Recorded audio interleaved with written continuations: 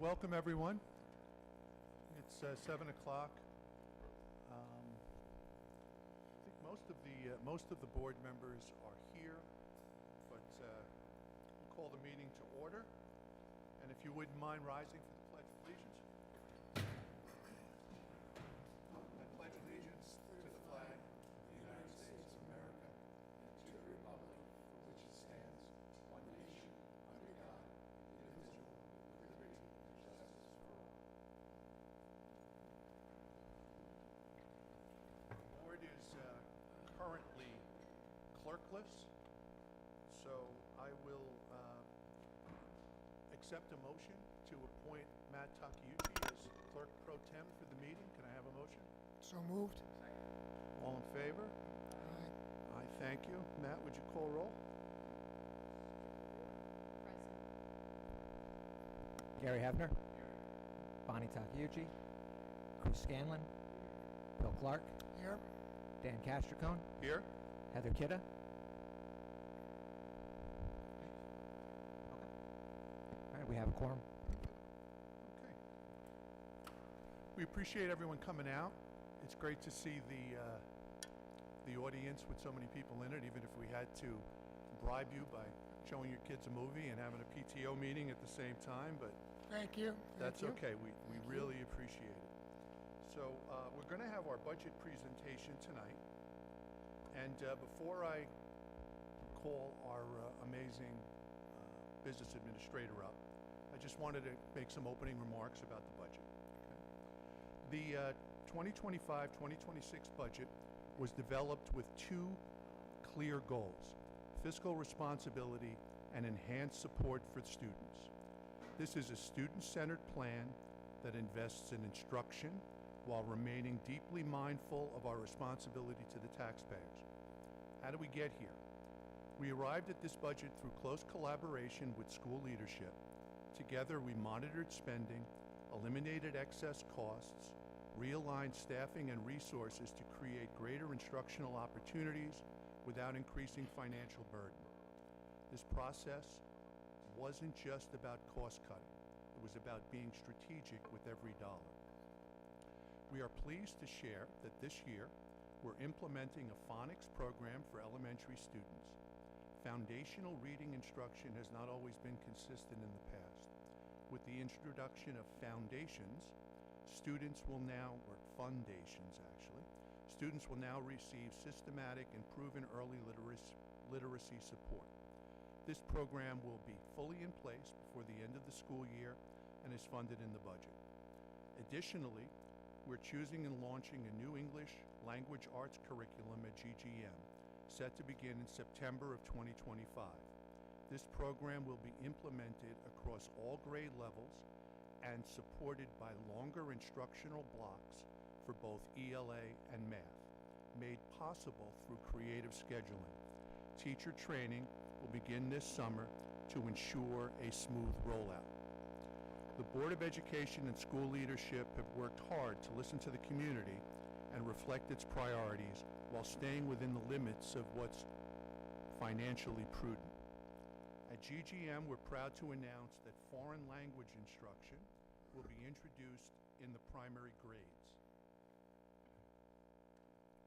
This was achieved by adjusting the rotation and frequency of special area classes.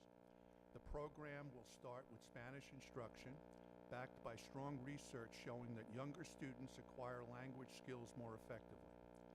Our team of STEM certified teachers will continue to integrate science, technology, engineering, and math throughout the curriculum.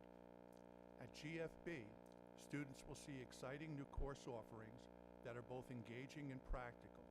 Highlights include Your Finances, Your Future, a class focused on financial literacy and real-world money management; Cultures of the World, exploring how geography, language, art, and history shape global societies; Crime and Punishment, a dive into criminal justice, a dive into the criminal justice system using project-based learning. And this one I thought was really interesting: Sports in Statistics, teaching data analysis through real-world applications in athletics. We're also expanding our music department. This will allow high school students to take advanced placement music through STAC for college credits and provide additional lesson opportunities. What will make the budget remarkable is that it comes in under last year's total, a rare achievement in today's economic climate. Last year's budget exceeded $15 million. This year's budget is just under $15 million, even after funding increases in wages, insurance, and materials. Importantly, this budget uses far less from our fund balance. Last year, we had to use about $750,000 from reserves, effectively exhausting them. This year, we are only using a small amount. We are striving not to use the $1.25 million we recently received from Tuxedo Reserve for ordinary expenses, but instead to preserve it for future program enhancements and facility improvements. We're also proud of how we've opened the schools up to the community with events like tonight, the CPR training, which we had amazing response to that. There were over 40 people trained was 2 weeks ago, for CPR here in the school. Tech help for the seniors, which we were supposed to have the other night but got postponed. And open gym nights for basketball and volleyball. This is your school district, and we want it to be a place of learning and connection, not just during the day, but year-round and after schools. The budget was built to reflect student needs, community values, and fiscal stewardship. Many of you may be aware that our school was placed on the state's fiscal stress list. This year, for the first time in the last 3 years, we will not run at a deficit. This year, even after the extra expense we incurred in bringing in an acting superintendent to support our school while Mr. White was out, and welcome back, Mr. White. We are thrilled that you're here. Thank you. Even after extra expenses we incurred by bringing in an acting superintendent to support our school while Mr. White was out, we will be returning funds into our fund balance. We confidently look forward to having this budget and our finances reviewed and being removed from that list. On behalf of the board and our leadership team, I want to thank you for this engagement. And at this time, I'd like to invite our business administrator, Brian Weir, to come up and help me present the budget details. So if we all go down, and we'll put the budget details on the screen, and we'll show you what we worked on.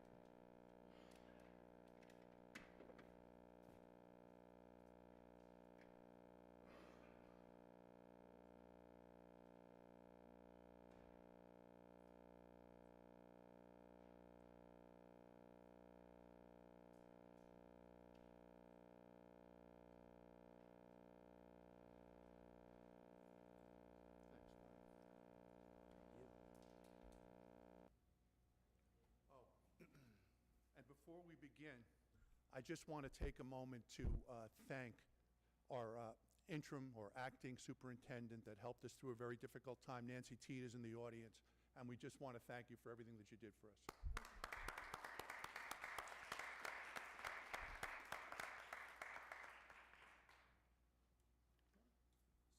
Yeah, well, all right. So, go ahead, you start. All right. So good evening and welcome to our third budget workshop for the 25-26 school year. At the last meeting, we discussed the first half of the expenditure portion of the budget. Tonight we'll be covering the second half.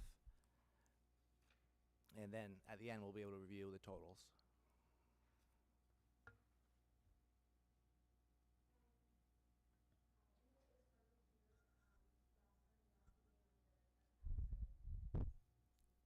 Okay, I'll do my best.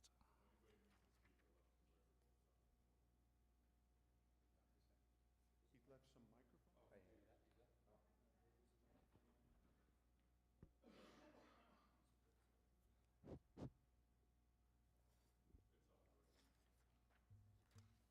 Can you hear? Does it work better with this? Let me try this. I have my hands free. Okay, so once again, we're going to take a look at the key dates upcoming.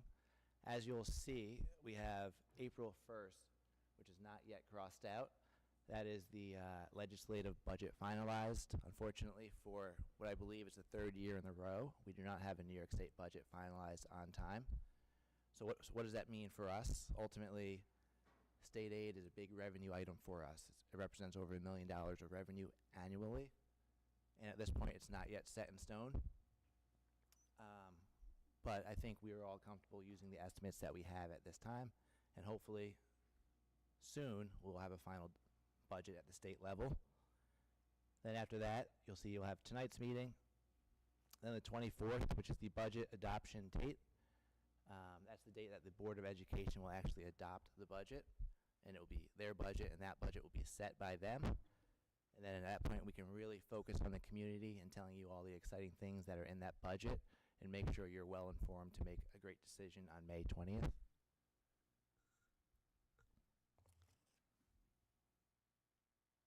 All right, so getting into it. These are the categories that we'll be covering tonight.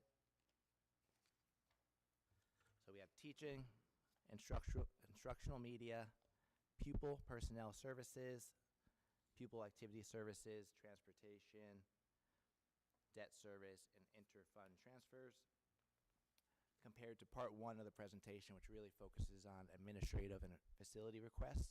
We get to look at what I would say is a little more exciting tonight, which is classroom and student-facing appropriations.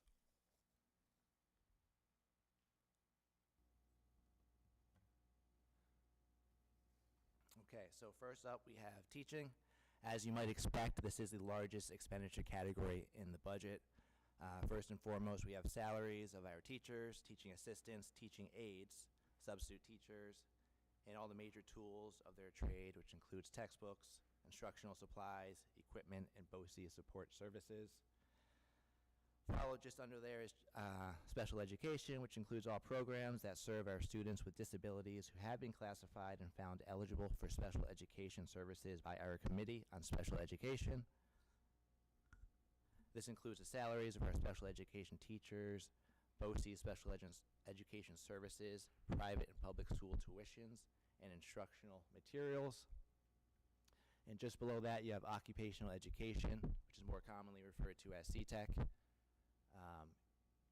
What you see there is a $75,000 decline year over year. This is simply based on the amount of students that sign up to be a part of CTEC. So we had a decline in enrollment. That's all that is. Brian, just on the special education, Yep. we were able to put in extra funding kind of as a base reserve in the special education budget, so that in case a child or two moves into the district that requires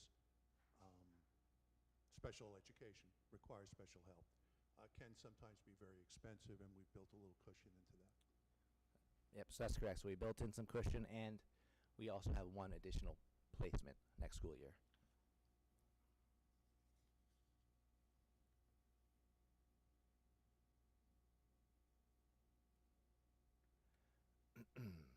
So here we have instructional media, starting with school library and audio visual, which is pretty self-explanatory. It's all the expenses that go into the operations of our school libraries and our audio visual services. This includes so this includes our librarian, any books, any BOCES subscriptions, including a huge online database that we get from BOCES. And underneath that, we have computer-assisted instruction, which is just all things technology. This includes our network specialists, which we get 2 days a week from BOCES, our full-time in-house technology specialist, and a whole host of software subscriptions that we have as a district that service across all kinds of categories, really. And if you notice, we're showing year over year a decrease of 34,000 across these two categories. That's not necessarily a scale back in any services. We just had a technology consultant, which cost about 40,000 annually, which we're no longer working with, and we're able to move those services in-house with our existing technology team, which is Bevan Molina, Dante Walter, and Marco Margota.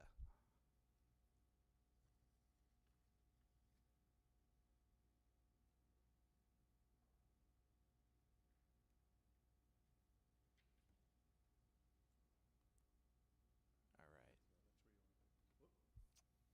Keeps getting away from me. Okay, so PPS. So we have guidance, health services, and psychology services. Guidance is our certified guidance counselor and support staff, as well as other miscellaneous expenses such as testing, whether it's SAT or AP testing costs. Underneath that, we have health services. This is full and part-time nursing salaries, contracted nurse salaries, and health and welfare costs of parentally placed students. You'll see there's a $73,000 increase year over year for health services. We have an IEP during the school year that dictates a one-to-one nurse, which required us to hire an additional nurse. So that's what that is. Also, in that line, sorry to interrupt, Brian, is that we were always supplying, participating in health services for the Tuxedo Park School, and we used to do it as a, we used to get, like, send a bill back and forth. And this year we built part of that payment for that nurse in the Tuxedo Park School into our budget. We're still responsible for health care for students that live in the town of Tuxedo and attend that school. So that's the way that works out. And next we have psychology services, which reflects our school psychologist and related testing supplies. You're seeing a decrease of $10,000, and that's just the difference between outgoing and incoming personnel.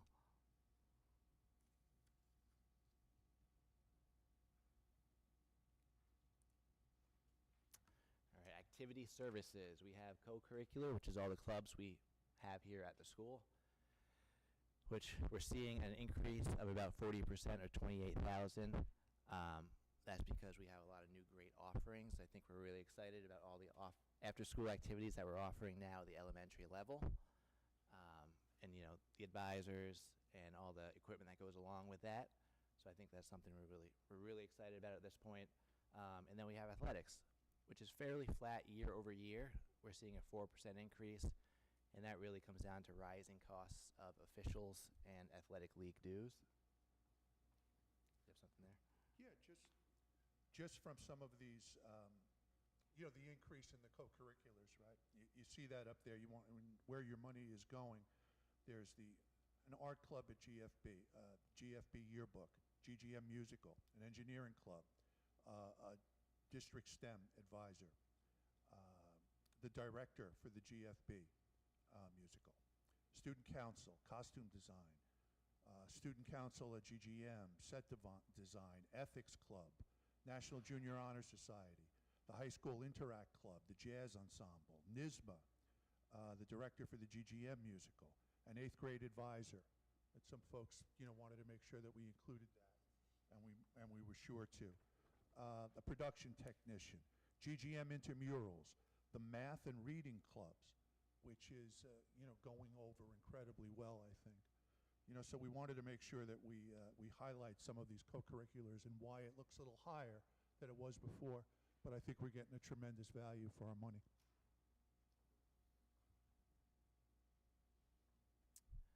And here we have transportation.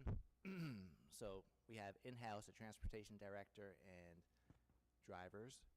And then we also have our contract, which is with a third-party provider called MapBus.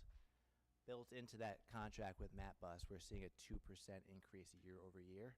So the routes are fairly static, but we're seeing that 2%. And if you're wondering why, with a 2% increase, why we're looking flat, it's because we also had a driver retire earlier this year. So there's been some scuttlebutt around the town about how much we spend on transportation for such a small school district. We're sending a bus to North Rockland High School, Suffern Middle School,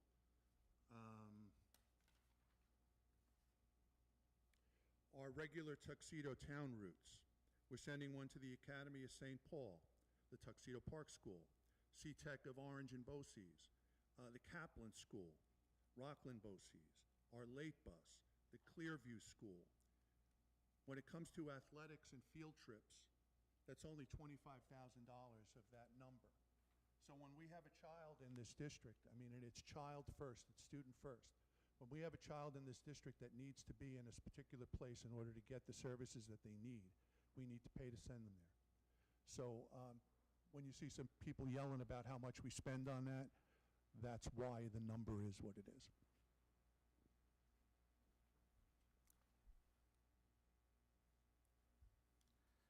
Okay, here we have employee benefits. So all the expenditures you're going to see here in employee benefits are either A, mandated by law, such as teachers' retirement system, employees' retirement system, and workers' comp, or in a negotiated contract, health, dental, and life insurance.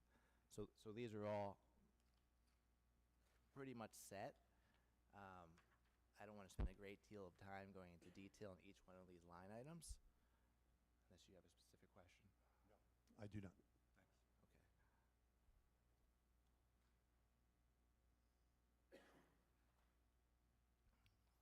Okay, so here we have debt service.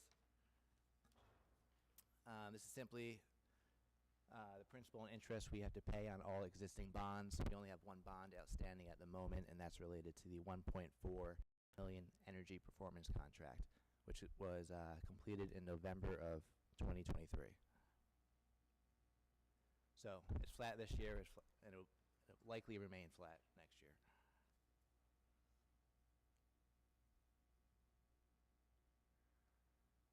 Okay, so here we have inter-fund transfers, starting with transfer to school food service lunch fund.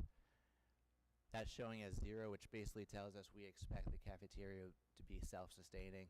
It's not going to need any type of influx of cash to sustain operations, which is a great sign, really. Then we have transfer to special aid fund. This is standard across any school district. Section 4408 expenses, which is summer tuition for special ed students and transportation. What it comes down to is we're on the hook for 20% of those costs, and the federal fund is on the hook for 80% of those costs. So that calculation comes out to $34,000. And finally, we have transfer to capital, which is $78,100. This just enables us to do some work on our facilities. We're currently working with our architects and looking at the building condition survey and coming to a determination of what's the best way to spend this money. But I know what we don't want to do is reduce it from last year. Every year you want to be investing in facilities. So that's where we are right now with that. And here's a high level look. And Dan touched on this already earlier, but you'll see part 1, which tends to be more administrative cost focused, is we're showing about a 3% decline, whereas part 2 is largely flat. It's down 0.33%. We believe this enables us to have this high level of offerings that we have at this school while also presenting a fiscally responsible budget to the community. So, thank you, Brian. I know you did a tremendous amount of work on this, and I know we all appreciate it. If you look at the bottom number, I don't know if you can see it based on the table there, but the budget this year would be $14,997,742, which is less a decrease in spending over last year, even though we've increased some programs and done some terrific stuff. The tax increase we're looking at is roughly 2.4%. Each percent is $120,000, right, on our budget. There's about $12 million here that's based on taxation, and the rest of it is based on grants and aid and other numbers to get to the 15. So it's possible. We just received $1.25 million from Tuxedo Reserve that we have tried very, very hard not to touch. We want to save that for programming, for facilities improvement going forward. Over the past few years, we've been running based on our fund balance and using it up. We could conceivably go with a zero tax increase, dig into that 1.25 million and use it for this programming. And in a couple of years, that 1.25 million will be gone, and then we'll be looking at crazy tax increases. What we tried to do was to work together, the leadership and the board, and put together something that's fiscally sound, provides a stable tax rate, and puts money aside so when they start building these houses in the reserve, that we've got excellent programming and our facilities are up to date and top notch, and we're ready to welcome in those folks into the community. So I don't know if you have any questions for for Brian or for myself. We'd be happy to take them. Okay, there's an opportunity now for public comment on the budget, the way that it's coming together. If anyone would like to come up and speak at public comment, we'll give you 3 minutes and we'll hear you out.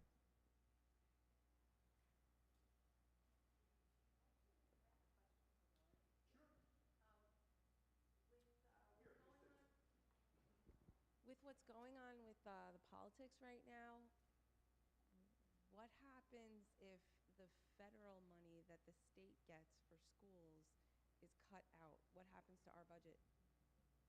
Sure. So that's the title funds and the IDEA. Right now, we're monitoring this every day.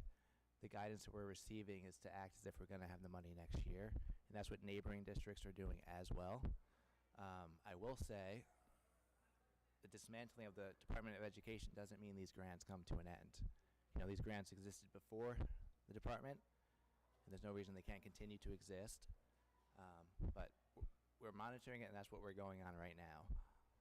Okay, what about with New York State in particular? Because I think our governor just refused to implement the DEI law or rule. Well, we have a funding was supposed to be withheld for many states that did that. What could happen, even if like the federal government still continues to regulate education? What happens to New York State if that's taken away from us? I don't have an answer for that exactly. What happens in that situation? I think it's all hypotheticals at this point. Okay, so that's like not. We're something that following the guidance that prepared comes for. out of neighboring districts, Association of School Business Officials. So no school district is prepared for that. If that were to happen, we would be easily the least impacted school around based on the amount of aid we get. Yeah. Based on the small amount of aid we get, based on the wealth of the community, and the fact that we've, with this budget, we completely rebuild our reserves, I think we would be in the best position of any school district anywhere if that were to happen. Yeah, that's fair. I want to thank you guys all for coming out, and for the board members, and for everyone's hard work on this. And what we're going to do is we're going to adjourn this meeting, and then we're going to call another meeting to go into executive session. And the reason for that is we had our district clerk who had an illness and needed to resign, and we need to figure out how we're going to handle that personnel issue of the district clerk going forward into a critical time of the year with the budget vote and that kind of stuff. So I'll accept a motion to adjourn. Is there a second? Sure.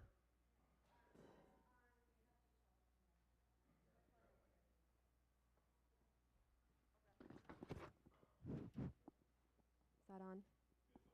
Thank you. Okay. My question is on line 2110, which is teaching salaries, which have come down. So clearly there are cuts built into the budget. I thought that we were not really looking to cut programming. People are not programming. We've rejiggered, as we talked about in the statement that I read before, a lot of the way that the programming is delivered to ensure that we're using our folks to the best of their ability. So we have one teacher who was teaching 3 classes last year, right? This teacher will be teaching 5 classes coming up. We've taken a look at the way that we deploy the AIS folks. We've taken a look at how everyone is deployed in this district. And we believe that we can deliver better programming at a fiscally reasonable rate here. So that's what we're doing. Could you explain what AIS is?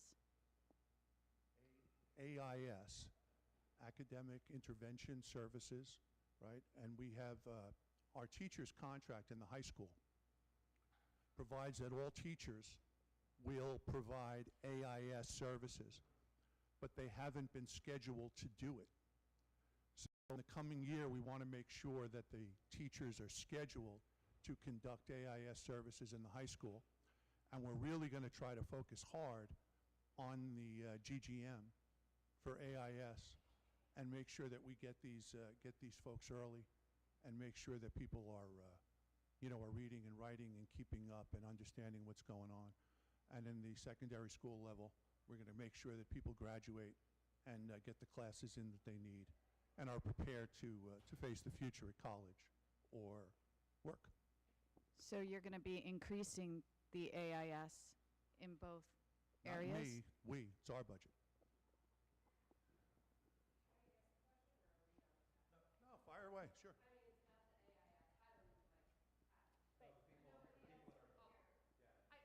carry. All right. So my question about AIS right now is that additional to the programming that is already in GGM with the reading and math support?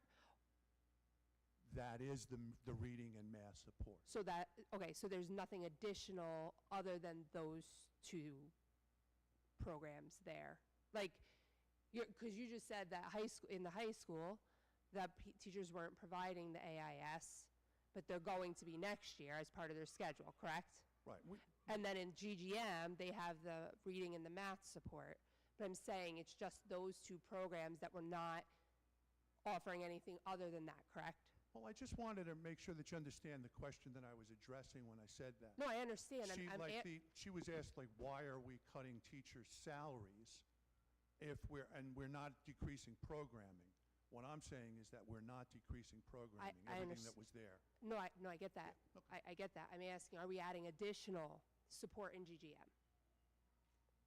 I don't, are we adding anybody else to do that? No, I don't think so, right? No. Okay. All right. Can I have that motion to adjourn? No? So moved. All in favor? Aye. Thank you, everyone.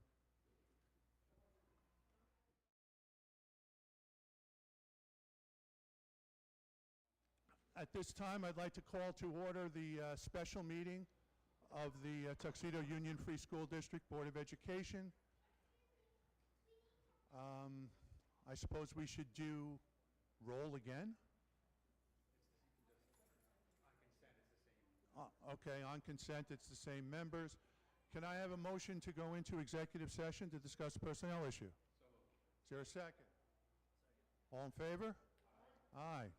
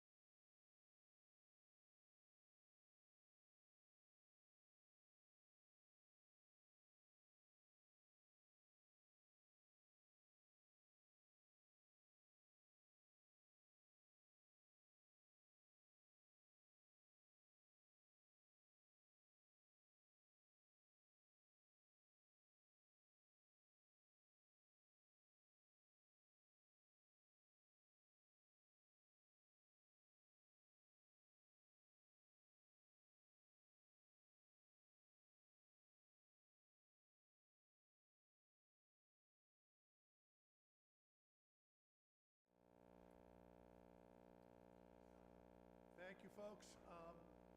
Appreciate anybody who waited for this. Can I have a motion to come back from executive session? Motion. All in favor? Aye. Just so we can hear that on the radio, that was Gary made the motion, Kimberly second. Can I have a motion to adjourn? Motion. Second. Okay, sounded like Kimberly got there first on that one, and Chris was second. All in favor? Aye. Aye.